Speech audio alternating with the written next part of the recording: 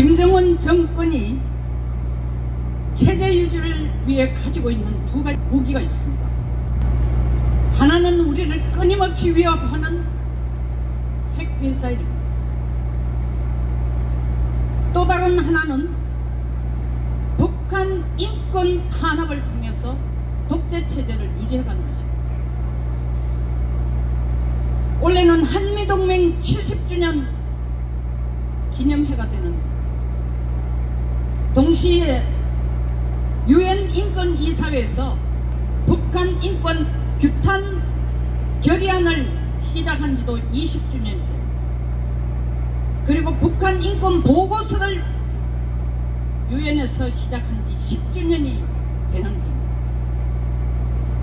방금 전 사회자님께서 말씀하신 것처럼 원래 뜻깊은 일은 북한 인권 보고서가 나왔습니다. 그전에도 발간했어요. 그런데 절대 공개 안 했습니다. 자기들 하고 싶은 소리 다 넣으려고 하니까 공개하면 우리가 눈먼 봉사도 아니고 귀먹은 벙어리도 아니니까 안 내놓다가 이제 윤석열 정권에서 북한 인권이 어떻게 돌아가고 있는지 508명의 탈북 주민을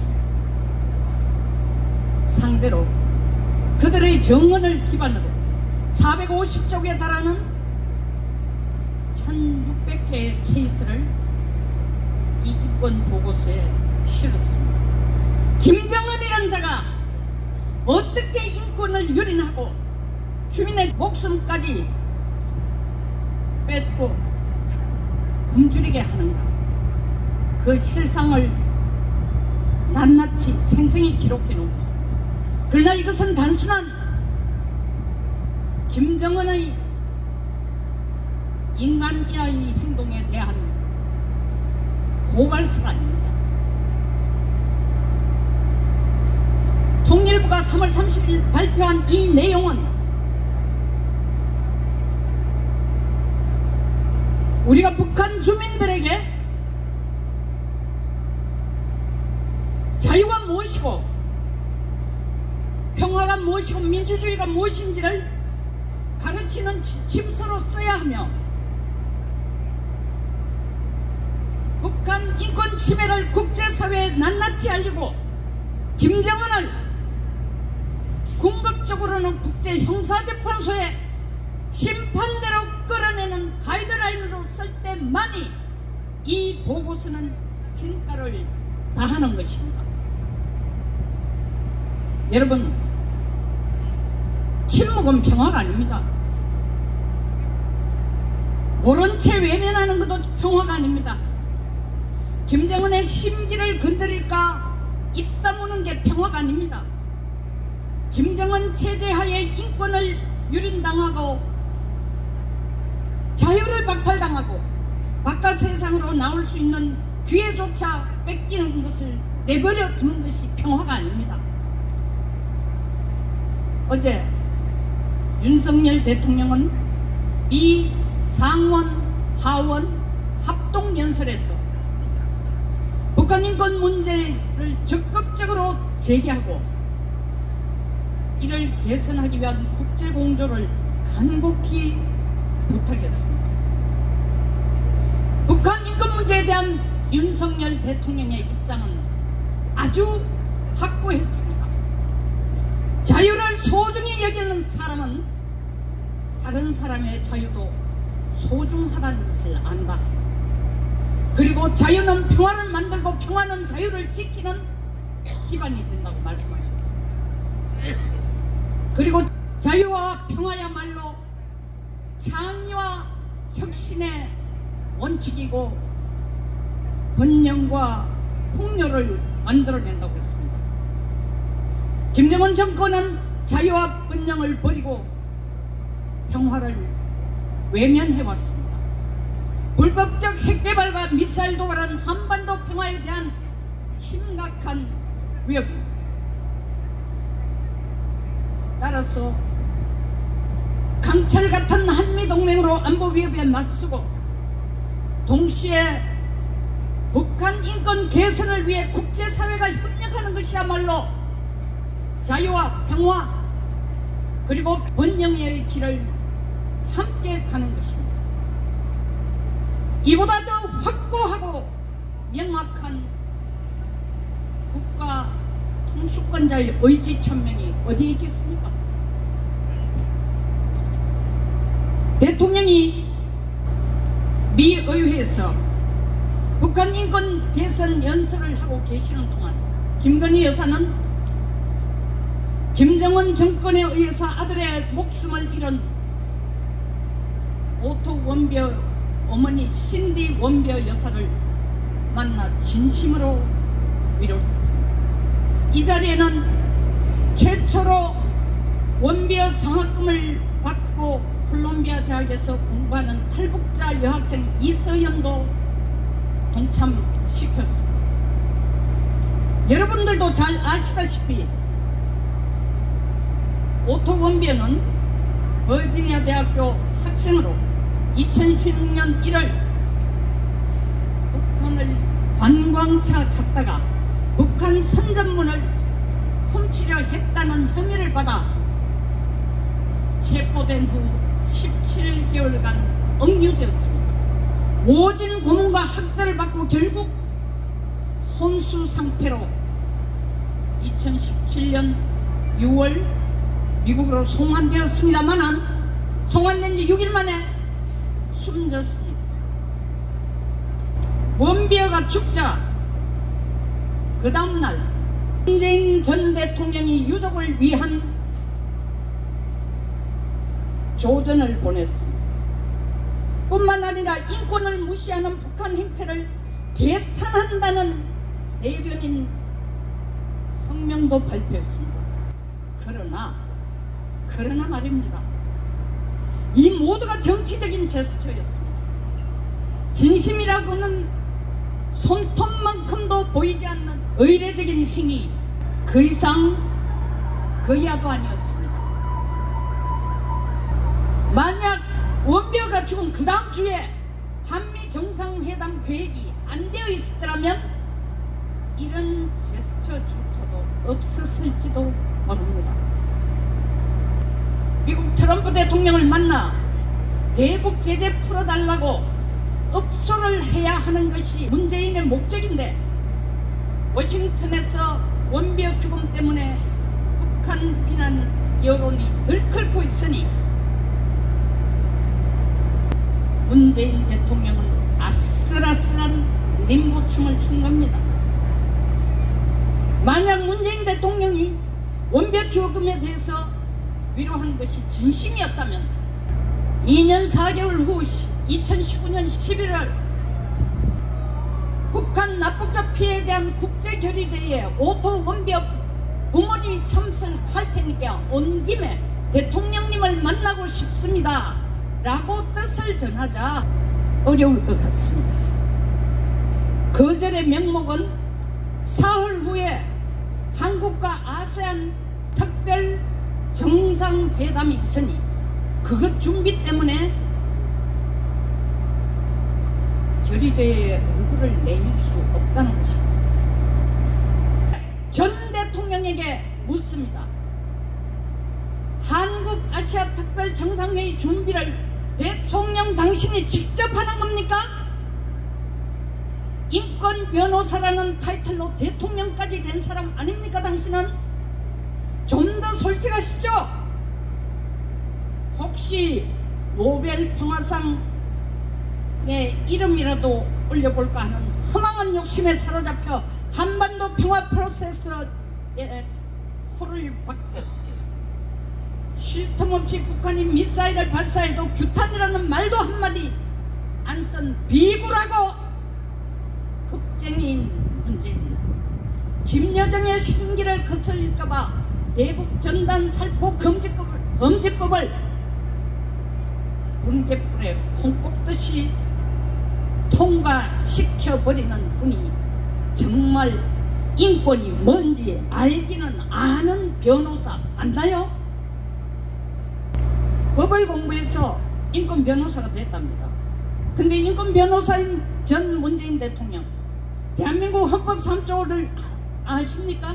헌법 3조 대한민국 영토는 한반도와 그 부속 도시로 한다라고 규정하고 있습니다. 이 뭔 어려운 말이냐? 어려운 말 아닙니다. 군사분계선 이북지역도 분명 대한민국 영토라는 것입니다.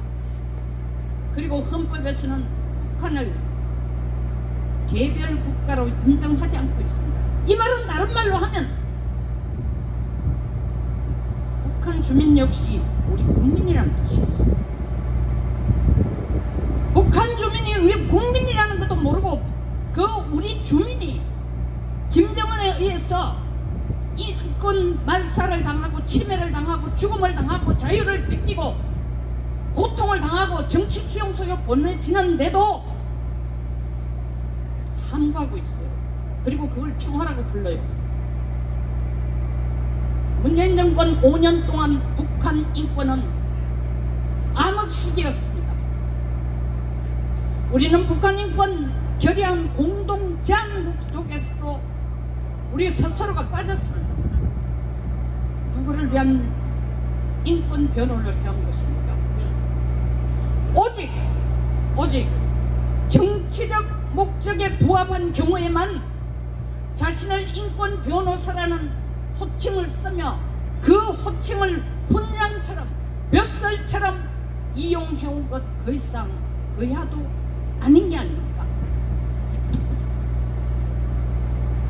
퇴임 후 잊혀진 존재가 되고 싶다고 하신 분이 자기 이름으로 영화를 제작했습니다. 이 영화를 제작하는 시간과 돈과 에너지와 이거 탈북자 한 명, 두 명 더 찾아다니는데 썼더라면 더 인간적이고 정말로 본인이 간절히 바라는 것처럼 기억되는 잊혀지지 않는 대통령이 될 텐데 말입니다. 이 영화 속에서 자신은 말했습니다. 지난 5년간 내가 이루어놓은 성과가 하루아침에 물거품이 되었다고. 문 대통령님, 지난 5년간 이루어놓은 성과 하루아침에 물거품처럼 무너진 그 위대한 업적이 무엇입니까? 전세가 폭등, 집값 폭등, 마약사범 수사 조직 축소, 폐지, 노동세습으로 청년 희망 뺏기, 이게 그리도 자랑스러운 업적입니까? 이뿐 아니죠. 국민 세금으로 전 세계를 돌아다니면서 김정은에게 돈줄 풀어줘라, 유엔 가스는 북한 인권 탄압 눈 감아줘라, 북한이 핵과 미사일을 만드는 건 그들도 살기 위한 자기 생존 방식이다 설득하고 다니는 것이 우리 위협을 더 가중시켰습니다. 뿐만 아닙니다. 마좀 박수 좀 쳐십시오. 그런데 이걸 이제 국민 세금으로 마음대로 못하니까 그리도 분하신 모양입니다. 문재인 전 대통령이 5년 동안 외면해오던 북한 인권 정진을 위한 일을 원비어 부모님이 미 의회를 향해 전 세계를 향해 외치고 실천하고 있습니다. 아들이 죽자 미 의회에 법을 제정해달라고 제안했습니다. 그 법이라는 것은 전 세계가 미국 은행과 거래를 하든지 북한 은행과 거래를 하든지 둘 중 하나를 해라. 이게 소위 말하는 오토 원벽법입니다.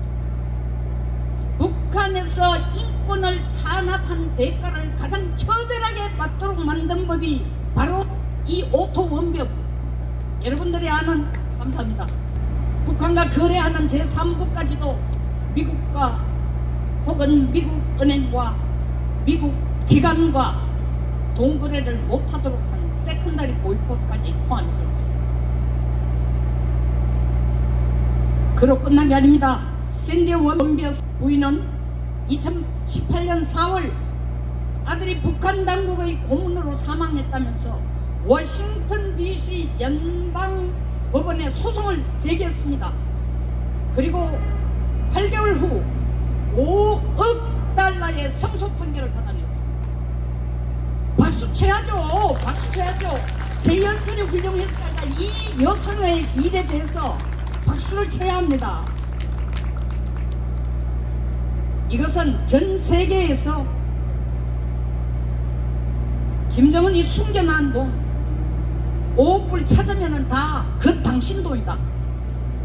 그러나 이들은 원비어 부부는 24만 달러를 첫 케이스로 찾았는데 그 돈을 가지고 북한에서 탈북해서 콜롬비아 대학에 와서 공부하는 학생에게 첫 번째 오토 원비어 장학금으로 주었습니다.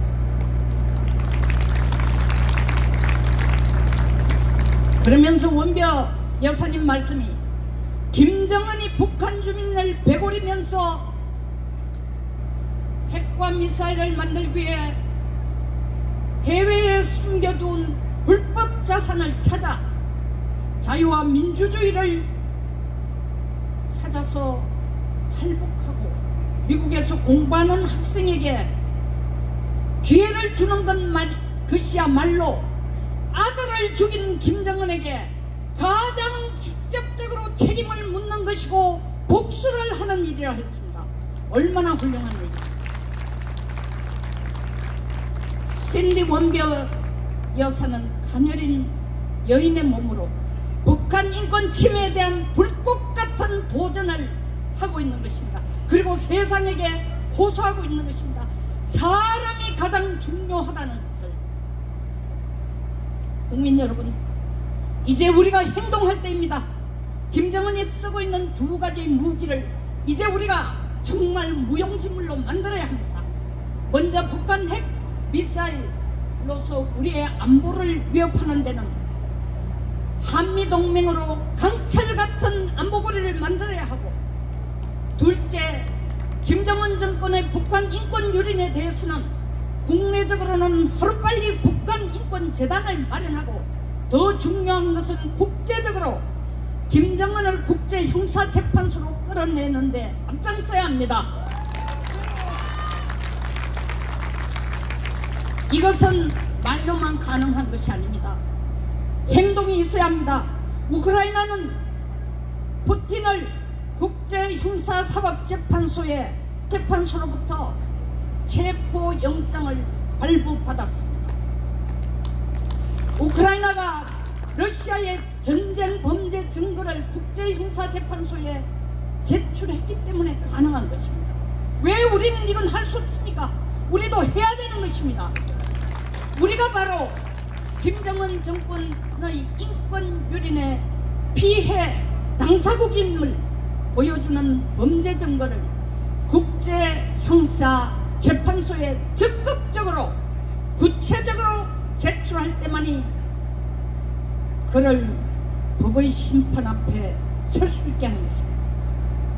자유와 평화, 창의와 혁신, 그리고 번영을 북한 주민들과 함께 이루어내는 것이 샌디 원비어 여사 같은 열정으로 우리 모두가 북한 인권 개선을 위해, 민주주의 승리를 위해 노력을 경주해 나가는 길입니다. 이것이 우리의 꿈입니다. 그리고 이것이 윤석열 대통령의 꿈이고, 그리고 이것이 한반도 통일의 길입니다. 끝까지 시청해 주셔서 감사합니다.